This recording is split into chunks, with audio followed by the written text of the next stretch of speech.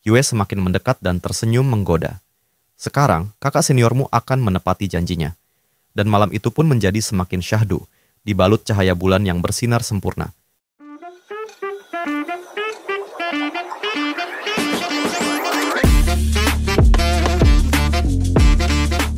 Setelah itu, instruktur Yue tersenyum tipis, melihat pipi Bailu yang memerah saat menyentuh bibirnya sendiri. Yue mengangkat jari telunjuk dan menempelkannya secara vertikal di depan mulutnya, memberi isyarat untuk merahasiakan hal itu. Ini adalah salah satu hal paling berharga milikku. Bagaimana perasaanmu? Bailu menjawab dengan gugup. Kau tidak datang ke sini hanya untuk itu, kan? Apa engkau punya urusan lain? Jangan menggodaku seperti itu. Yue tertawa pelan. Oke. Aku akan berhenti menggodamu, dasar bodoh. Ia kemudian berbalik, mengeluarkan sebuah undangan, lalu menyerahkannya kepada Bailu. Ini adalah undangan untuk pesta perayaan Departemen for Arts. Bailu menerima undangan itu dan bertanya, apakah tidak apa-apa kalau aku tidak hadir? Tapi sebelum ia selesai berbicara, Yue sudah menghilang dari tempat itu. Bailu berpikir sejenak. Sepertinya tidak pergi bukanlah pilihan yang bijak. Di saat yang sama, Suli sudah berdiri di belakangnya dengan ekspresi tidak senang. Bailu belum menyadari kehadirannya hingga Suli langsung memeluknya dari belakang. Guru! Ucap Suli pelan. Bailu terkejut. Suli, kenapa kau keluar? Suli berkata, Guru, aku merasa terobosanku menemui hambatan. Bisakah kau membantuku mengalirkan ki lagi? Bailu berkeringat dingin. Itu, aku tidak memiliki ki spiritual cadangan untuk saat ini. Tanpa memperdulikan jawaban itu, Suli menarik Bailu masuk ke dalam rumah. Keesokan harinya, di acara perayaan Departemen for Arts, beberapa tamu dari departemen lain tampak hadir. Terlihat dua pria sedang berbicara di salah satu sudut ruangan. Pria di kiri bertanya, mengapa mereka mengadakan pertunjukan sebesar ini hanya untuk pergi ke alam rahasia? Pria di kanan menjawab, jangan bicara seperti itu. Departemen for Arts berhasil memonopoli seluruh sumber daya di alam rahasia kali ini. Sudut pandang berpindah. Kini pria yang sebelumnya di kanan menjadi di kiri. Ia melanjutkan, kalau aku harus menebak, kurasa instruktur mereka pasti menjual tubuh mereka demi semua itu. Pria yang satu lagi tertawa kecil. Itu masuk akal. Yunruo yang mendengar percakapan mereka langsung menghentakkan tangan ke meja di depan mereka. Sudah selesai bicara? Katanya marah. Kami mengundang kalian dengan hormat, tapi kalian malah bersikap seperti anjing yang tak tahu berterima kasih. Bisanya hanya menggonggong. Kedua pria itu ikut naik darah. Pria kiri membentak, sialan, beraninya wanita jalanan sepertimu dari Departemen for Arts meninggikan suara padaku. Pria kanan menambahkan, kami dari Departemen Seni Pedang. Yunruo semakin geram. Departemen Sword Art, sialan apa? Kalian jelas dari Departemen Keparat. Pria kiri mulai mencabut pedangnya. Berani-beraninya kau mempermalukan departemen kami. Matilah. Yunruo mengaktifkan aura hijaunya dan mengeluarkan seruling giok. Kalau aku tidak mengalahkan kalian hari ini, kalian tak akan tahu akibat dari mulut kalian sendiri. Tiba-tiba, seseorang menghentikan mereka dan mengikat kedua pria itu dalam sekejap. Orang itu adalah instruktur Yue. Apa yang kalian lakukan? Akademi melarang duel pribadi antar murid, katanya tegas. Yunruo berkata, Guru, mereka menghina Anda. Yue menjawab, Yunruo, jadilah baik, simpan dulu serulingmu. Kedua pria itu saling berpandangan, seolah sedang menyusun rencana. Lalu mereka berteriak. Pria kiri berkata, kami protes, sumber daya di alam rahasia tidak seharusnya diambil oleh Departemen for Arts. Pria kanan menimpali, benar, sumber daya itu akan sia-sia jika mereka yang mengambilnya. Bukankah begitu semuanya? Para tamu di belakang mereka ikut menimpali. Ya, seperti pepatah, jika pemimpin memberi contoh buruk, bawahannya akan mengikuti. Yang lain menambahkan, ada desas-desus kalau Departemen for Arts itu departemen favorit akademi. Instruktur Yue mulai kehilangan kesabaran. Murid-murid benar-benar mengikuti kelakuan gurunya. Kalian diperintah oleh Jiang Heming, bukan? Semua yang membuat keributan langsung diikat oleh aura Yue, masing-masing dalam bentuk kepalan tangan. Aura itu menghantam mereka berkali-kali. Kalian tak menghormati yang lebih tua dan begitu lancang bicara. Kalian pantas dihukum. Tepat saat itu, Hexian muncul. Instruktur Yue benar, hajar saja sampai mereka tidak bisa bicara. Tapi soal sumber daya, kami dari Departemen Bisteming juga berpikiran sama. Aku punya saran. Ia melanjutkan, bagaimana kalau lebih dari 90% sumber daya dari alam rahasia Gunung Fanghu diserahkan ke akademi, lalu dialokasikan ulang ke departemen yang lebih membutuhkan. Yunruo langsung menyela dengan nada tinggi. Siapa yang tidak tahu, selama ini alokasi terbesar selalu diberikan ke Departemen Beast Taming dan Sword Arts. Kami mendapatkan semua itu dengan kerja keras. Kenapa harus memberikannya pada kalian? Hexian tersenyum dingin. Kau tanya kenapa? Karena dunia ini menghargai kekuatan. Sedangkan kalian cuma bisa bermain alat musik yang tak berguna. Tiba-tiba, terdengar suara petikan kecapi. Aura dari kecapi itu langsung melilit leher Hexian dan para pengacau lainnya. Dari arah kedatangan suara, tampak Bailu bersama seorang wanita membawa kecapi. Bailu melambai santai. Kami terlambat karena ada sesuatu di perjalanan. Maaf, kakak senior. Wanita di sebelahnya tersenyum. Senang bertemu denganmu, Instruktur Yue. Namaku Ziling. Yunruo yang berada di belakang Yue terlihat kaget mendengar nama itu. Ziling menjelaskan, penampilanku sebelumnya karena teknik lukisan kulit. Ini adalah wujud asliku. Yue bertanya curiga. Bukankah kau seharusnya terkunci di penjara spiritual? Bagaimana kau bisa keluar? Bailu menjawab, akulah yang mengeluarkannya. Kami sudah menginterogasinya dan dia telah menjalani pelatihan di bawahku. Dia tak akan menimbulkan masalah lagi. Aku membawanya karena seni bela dirinya bisa menjadi aset untuk Departemen For Arts. Jika kakak senior tidak keberatan, kau bisa menempatkannya di bawah perintahmu. Ziling menunduk sedikit. Apa yang dikatakan Tuan Bailu itu benar. Yue menjawab, baiklah. Ini bukan masalah besar. Yang paling penting sekarang adalah membiarkan mereka pergi. Kalau mereka mati di sini, itu hanya akan menambah masalah. Ziling pun melepaskan aura yang mencekik mereka. Semua pengacau, termasuk Hexian, terkapar tak sadarkan diri. Setelah murid-murid Instruktur Yue membereskan para pembuat onar itu, Bailu berkata pelan, Instruktur Jiang benar-benar memberi kejutan tak terduga. Yue menanggapi, Departemen Sword Arts dan Beast Taming sudah terlalu lama merasa jadi wajah akademi. Tentu saja mereka punya kepercayaan diri untuk bertindak semaunya.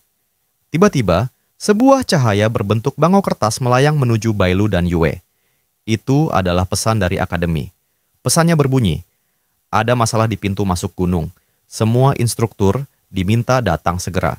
Di depan gerbang masuk wilayah Akademi Qinghong, sekelompok orang dari sekte luar terlihat berkumpul, menuntut pertanggungjawaban dari pihak akademi. Tak lama kemudian, Instruktur Jiang keluar dari portal dengan wajah tegas. Siapa yang berani membuat keributan di wilayah akademi? Tanyanya lantang. Seorang pemimpin sekte Heshan bernama Dujiu maju dan menyuarakan keluhannya.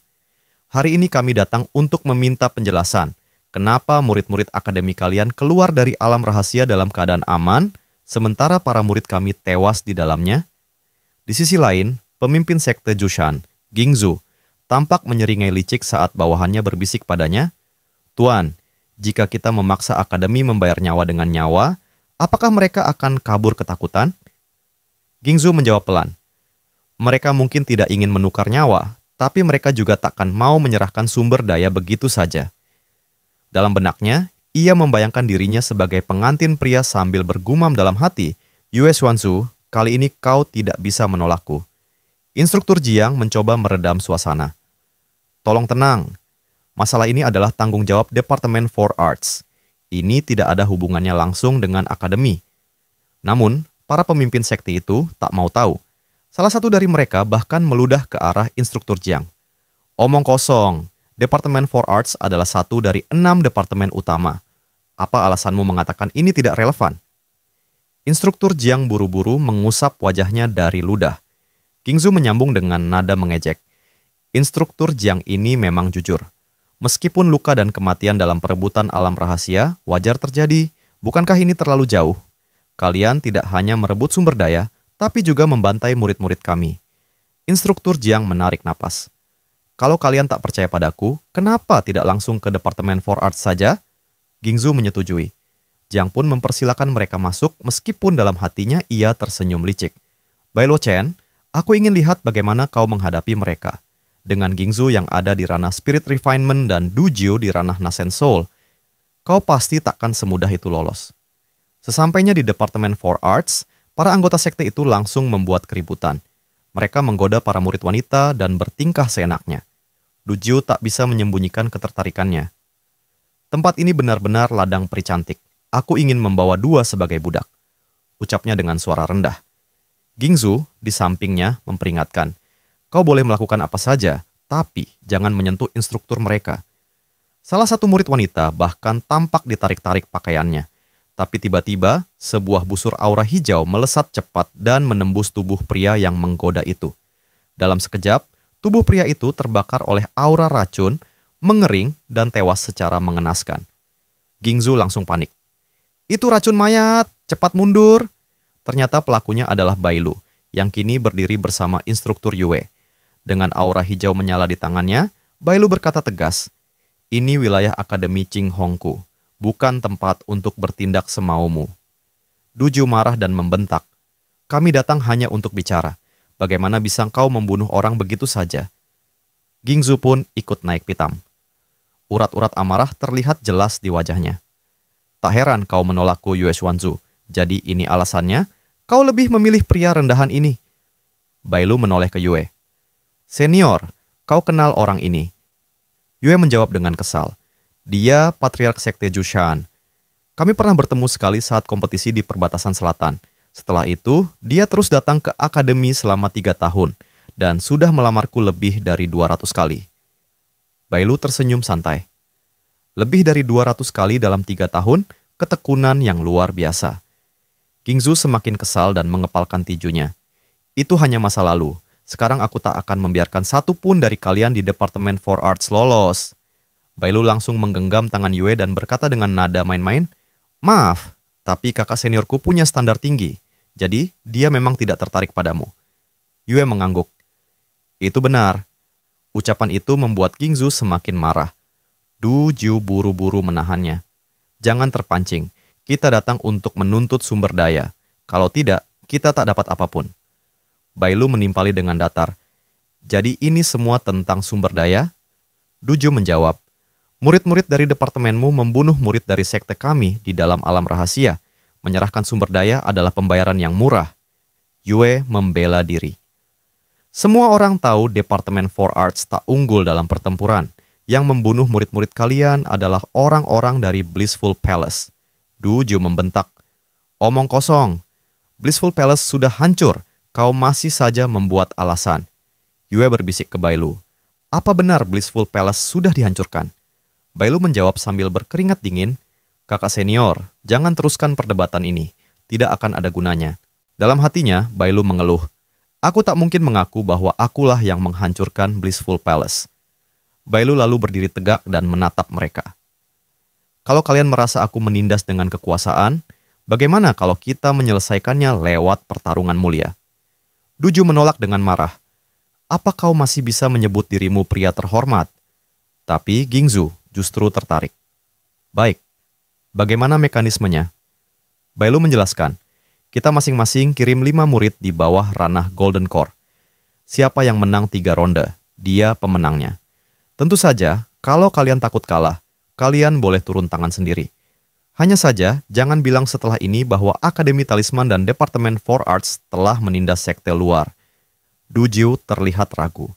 Ia berbisik pada Gingzu, kudengar Bai Luochen punya murid yang sangat berbakat.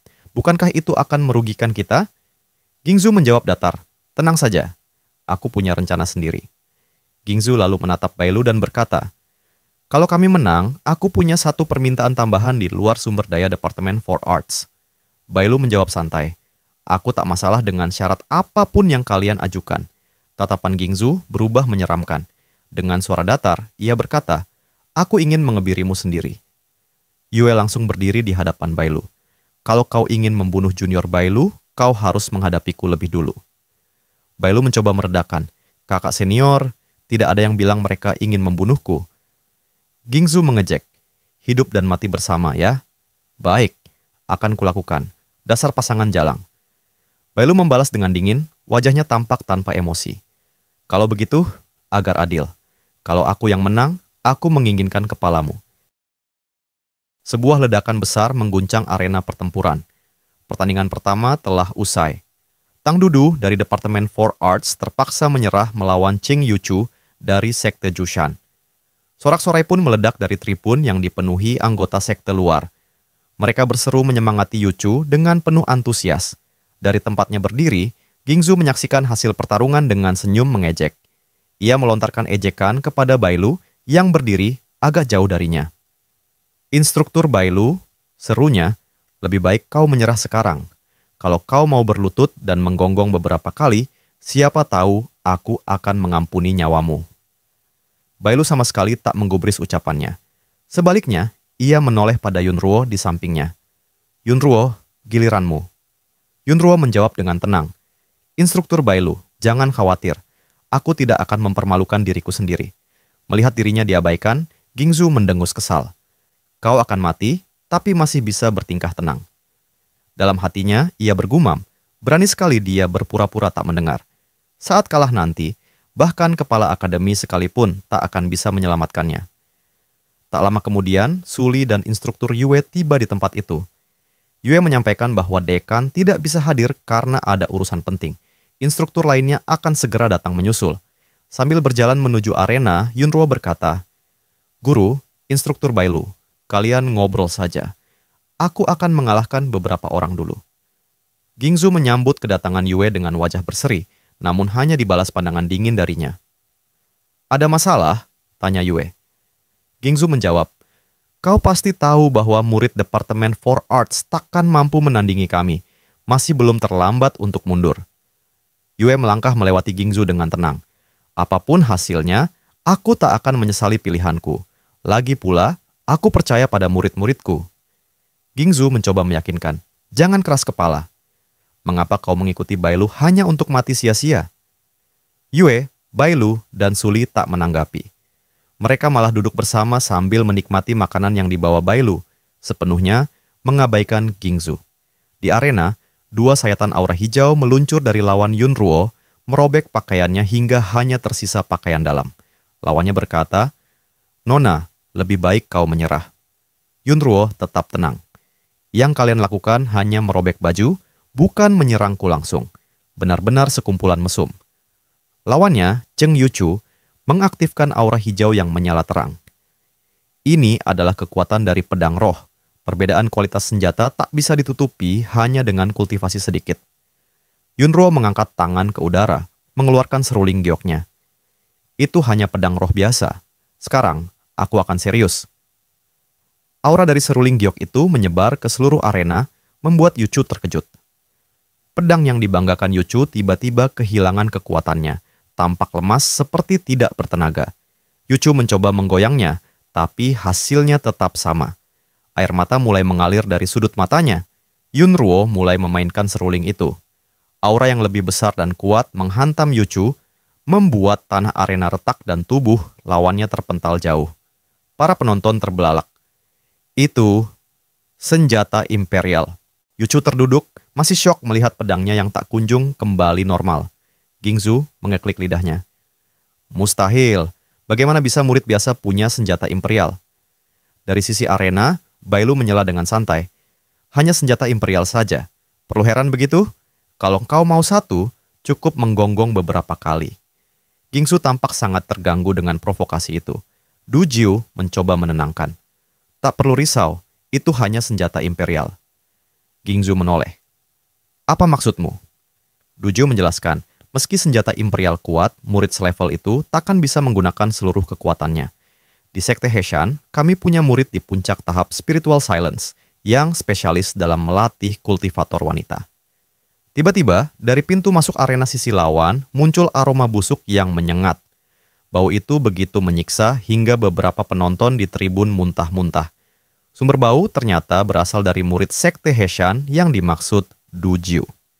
Yunruo menutup hidung, tak tahan dengan aromanya. Lawan itu memperkenalkan diri. Li Haisheng, murid Sekte Heshan. Di sini untuk berduel. Yunruo bergumam. Tahap Spiritual Silence puncak, akhirnya seseorang yang kuat.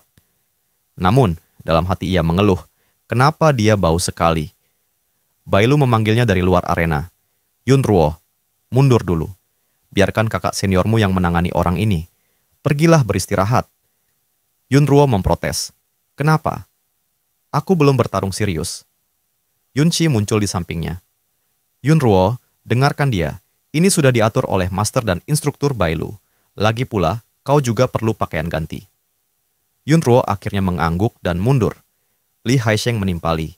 Siapapun lawannya, aku tidak peduli. Yunqi melangkah ke arena dan memperkenalkan diri. Yunqi, dari Departemen for Arts. Tolong bimbing aku. Begitu pertarungan dimulai, Li Haisheng langsung melesat ke arah Yunqi. Tapi serangannya ditahan oleh perisai air milik Yunqi. Bau busuk yang luar biasa. Ujar Yunqi, teknik kultivasi macam apa yang digunakan Sekte Heshan? Aroma menjijikan itu bercampur dengan percikan air dan menyebar ke arah tribun, membuat beberapa penonton menjerit. Beberapa bahkan terkena semburan kotoran. Instruktur Jiang dan Nixu tiba di lokasi. Jiang berkata, Instruktur Bailu, kita memang menyelesaikan ini lewat duel. Tapi setelah kejadian seperti ini, bagaimana Departemen for Arts akan memperlakukan orang di masa depan? Sementara itu, Instruktur Nixu menyerahkan kemasan bubuk obat pada Suli. Tempatkan bubuk ini di 4 sudut untuk menetralkan bau. Suli menerima bubuk itu sambil bertanya, Instruktur Nixu, apakah Anda tahu dari mana bau ini berasal? Nixu menjawab, ini adalah metode kultivasi yang tak bisa diterima oleh kebanyakan kultivator. Namanya adalah Dao kotor. Qingzu, yang menyadari teknik kultivasi yang digunakan, berbisik, Dao kotor. Teknik ini mengharuskan kultivator berendam terus-menerus di lubang kotoran. Tak ada yang berhasil menguasainya selama berabad-abad. Dan kau, Du Jiu, benar-benar menipu muridmu untuk mengikuti jalur sesat seperti ini? Du Jiu hanya tertawa kecil. Dulu aku hanya berkata padanya, dengan 5 sumbernya yang tidak murni, mustahil baginya untuk berkultivasi. Siapa sangka, dia benar-benar menghabiskan 15 tahun berendam dalam kotoran. Bailu yang mendengar percakapan mereka langsung berpikir, kalau kita memandikannya sekarang, bukankah itu akan langsung merusak hasil kultivasinya? Ia kemudian bertanya pada instruktur Nixu, Kakak senior Nixu, bagaimana menurutmu? Nixu menjawab tenang, akan ada dampak, tapi tidak terlalu besar. Bagaimanapun, Dao kotor masih bisa bertahan, dan sulit dikalahkan oleh orang lain di ranah yang sama. Yunruo yang baru saja muntah karena bau menyengat itu ikut menyela. Kalau begitu, bukankah kakak seniorku akan kalah? Aku baru saja berhadapan langsung dengannya, dan bahkan lautan kesadaranku terasa terkontaminasi. Di arena, Yunqi terlihat mengurung Li Haisheng dengan sihir air, mencoba membersihkan tubuhnya dari bau menjijikan itu. Namun, Li Haisheng tetap tenang. Kau pikir bisa menghapus bau ini hanya dengan air? Katanya sambil tersenyum. Setelah 15 tahun berendam dalam kotoran, mustahil untuk benar-benar membersihkannya. Ia mulai berputar-putar di dalam sihir air Yunqi, menyebabkan kotoran muncrat ke segala arah. Penonton yang duduk di tribun mulai berteriak jijik, beberapa bahkan muntah karena tak tahan dengan baunya. Yunqi berpikir dalam hati, bahkan sihir air tidak berpengaruh padanya. Muncratan kotoran itu akhirnya menyasar ke arah Qingzu dan Du Jiu. Qingzu langsung menoleh ke rekannya. Apa-apaan ini? Cepat kendalikan muridmu. Du Jiu berteriak ke arah arena. Li Haisheng, dasar murid pengkhianat, berhenti sekarang juga. Instruktur Yue berbisik pada Bailu. Junior brother, ayo kita anggap saja kekalahan untuk pertandingan ini. Bailu mengangguk. Babak ini memang menempatkan Yunqi di posisi yang sulit. Ia lalu menoleh ke arah Suli. Sekarang giliranmu. Suli menjawab mantap. Yakinlah guru, muridmu ini tidak takut menghadapi tantangan seperti itu. Dari kejauhan, instruktur Jiang yang melihat semua itu bergumam cukup keras hingga terdengar oleh Bailu. Wanita-wanita tak berguna. Tak heran mereka bilang murid-murid Departemen for Arts hanyalah aktor, bukan kultivator sejati. Bailu yang mendengar komentar itu segera bertindak. Ia mengendalikan penghalang milik Jiang yang dipasang untuk melindungi diri dari kotoran, lalu membuat celah kecil tepat di depan mulut Jiang yang sedang terbuka. Muncratan kotoran pun langsung masuk ke dalam mulutnya. Jiang terbatuk-batuk keras, lalu memuntahkan isi mulutnya sambil nyaris pingsan. Bailu menanggapi dengan tenang. Sebagai seorang kultivator pedang, bagaimana kau bisa memiliki kontrol QI yang seburuk itu? Jiang yang kesal langsung mencoba mencabut pedang di punggungnya, tapi instruktur Yan segera menghentikannya. Apa kau ingin bertarung dengan sesama instruktur? Jiang membalas tinggi. Apa kau pikir masuk akal kalau aku diam saja setelah dibuat makan kotoran? Instruktur Yan menjawab santai, "Kau hanya bisa menyebut dirimu sial hari ini." Sementara itu, di arena, terjadi sesuatu yang mengejutkan.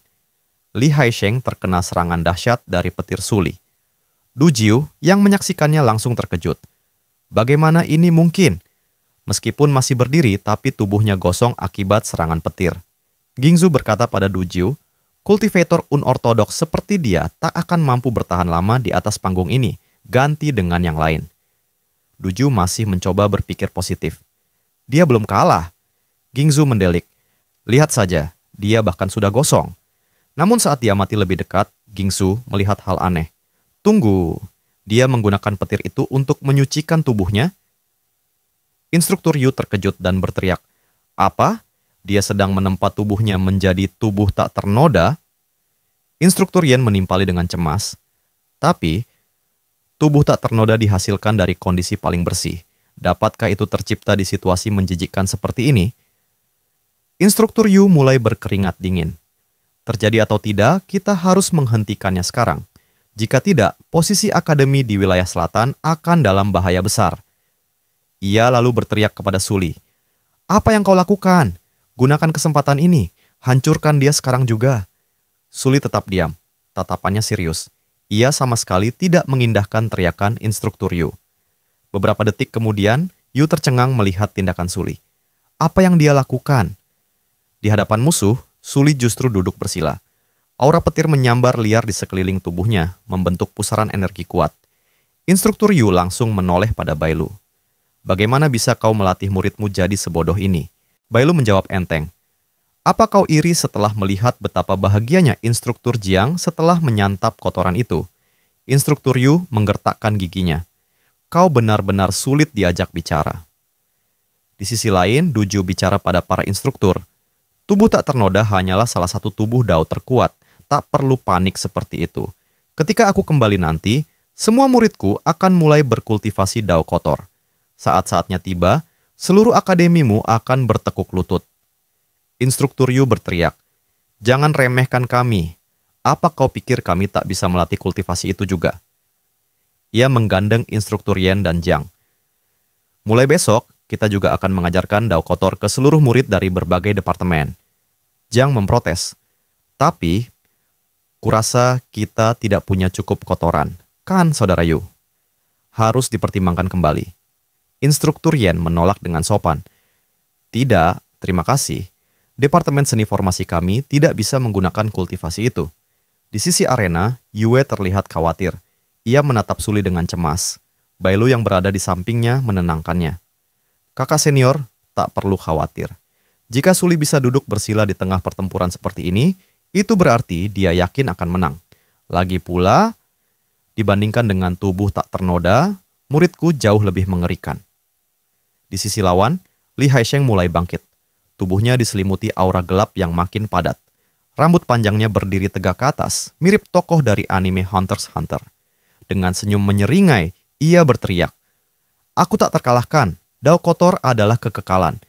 Hari ini, aku akan buat kalian semua sadar bahwa aku, Li Haisheng, lebih kuat dari kalian semua." Tubuh Li Haisheng kini tampak bersih dan bercahaya, tanpa noda sedikit pun, setelah dimandikan oleh Suli. Ia berdiri dengan percaya diri di arena, menatap Suli dengan ekspresi puas. "Apa kau takut sekarang?" tanyanya. Suli tak menunjukkan rasa takut sama sekali. Ia hanya mengenakan kacamata hitam dengan santai, menyipitkan mata karena silau. Dengan tenang, ia menunjuk ke arah bagian vital Haisheng. Seketika, ekspresi Haisheng berubah drastis. Ia terkejut bukan main.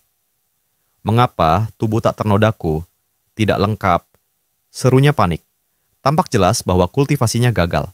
Suli menoleh ke arah kelompok lawan dan berkata datar, "Cepat, panggil yang berikutnya. Aku tidak punya waktu luang sepanjang hari." Du Jiu terdiam, tak tahu harus berkata apa. Di tribun sebelah agak jauh, instruktur Yu menghela napas lega. Syukurlah, anak itu tidak berhasil. Instruktur Jiang ikut menimpali dengan nada sinis. Sepertinya Dao kotor bukanlah sesuatu yang hebat. Tak berhenti sampai di situ, Jiang kembali mengejek Departemen Four Arts. Tentu saja sampah seperti mereka tak pantas mendapat kekuatan. memainkan alat musik atau berendam dalam kotoran, dua-duanya tidak berguna. Yunruo yang mendengar ucapan itu mengangkat jari tengah dengan santai ke arah Jiang. Jika kau tak punya sesuatu yang baik untuk dikatakan, lebih baik diam. Jiang tersinggung, lalu meraih kerah baju Yunruo. Sangat kasar, apa ini caramu berbicara dengan seorang instruktur? Tanpa banyak bicara, Yue langsung memukul kepala Jiang dengan keras. Demi kakak senior Chen, aku lepaskan kau kali ini. Tapi kalau kau berani mengucapkan kalimat seperti itu lagi, aku akan bertindak sesuai peraturan sekte. Instruktur Yu buru-buru menahan Jiang. Jangan bertengkar dengan wanita, perhatikan pertandingannya. Di sisi arena, Haisheng mulai mengeluarkan aura merah yang menyala terang. Ia memegangi wajahnya sambil bergumam. Tidak, aku ingin menjadi kekal. Aku ingin menjadi immortal. Suli memperingatkan, hentikan. Jika kau lanjutkan, kau akan benar-benar kehilangan kendali. Haisheng mulai kehilangan akal. Tidak, tidak, tidak. Tubuhku yang tak ternoda. Kalian semua, pergilah ke neraka. Teriaknya sebelum melesat ke arah Suli dengan niat menyerang. Suli segera melepaskan serangan petir dahsyat ke arahnya. Kilatan itu menghantam tubuh Haisheng hingga terpental jauh. Ia terkapar di tanah, terengah-engah, sambil bergumam. Aku menolak kalah seperti ini.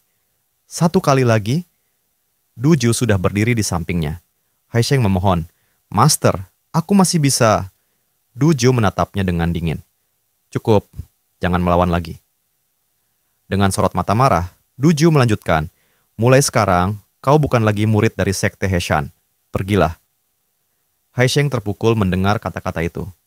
Aku bisa terus berkultivasi di lubang kotoran. Aku pasti akan berhasil kali ini. Tolong, beri aku satu kesempatan lagi. Duju menjawab tajam. Apa kau pikir memperbaiki tubuh semudah itu? Lalu menendangnya. Enyahlah. Haisheng pun bangkit perlahan dan berjalan menjauh dari arena dengan tatapan kosong. Ia menembus hutan rindang, tertatih-tatih sebelum akhirnya jatuh berlutut. Mengapa aku diperlakukan seperti ini? Aku hanya ingin berkultivasi. Apa yang kulakukan salah? Mengapa dunia ini begitu tidak adil? Tiba-tiba, darah keluar dari mulutnya. Tubuhnya terkapar lemah di tanah. Di saat itu, seseorang datang mendekat. Apakah kau ingin balas dendam? Suara itu terdengar. Haisheng perlahan membuka matanya. Siapa? Dalam sekejap, luka-lukanya sembuh total. Ia terkejut. Tubuhku, sudah pulih. Orang itu ternyata adalah Bailu. Ia menatap Haisheng, bukan hanya itu. Aku juga bisa memberimu tubuh yang diperbaiki, tapi itu tergantung pada satu hal. Apakah kau ingin balas dendam? Haisheng menatapnya bingung. Tapi kenapa? Kenapa kau menolongku? Bailu menjawab, karena kita mirip. Aku pernah merasakan bagaimana rasanya dimanfaatkan, lalu dibuang. Haisheng menolak percaya. Mustahil. Siapa yang tak tahu kalau Bailu Chen adalah orang yang diberkahi langit? Mana mungkin kau bisa dipermainkan oleh orang lain? Bailu hanya menoleh sambil berkata, percaya atau tidak, terserah kau. Ia berbalik, berjalan menjauh. Tapi kalau kau tidak ingin balas dendam, anggap saja aku tak pernah muncul di sini. Haisheng mematung. Apakah aku bisa mempercayainya? Tapi, ini satu-satunya jalan yang tersisa untukku. Akhirnya, ia berteriak. Tunggu! Instruktur Bailu. Haisheng berlutut membungkuk. Aku Li Haisheng, memohon bimbingan darimu. Bailu tersenyum tipis. Tidak buruk. Kau layak untuk diajarkan. Haisheng bertanya antusias. Kapan kita mulai latihan? Bailu menjawab santai. Tidak perlu terburu-buru. Sekarang, buka celanamu dulu. Haisheng langsung membeku. Ekspresinya terkejut bukan main.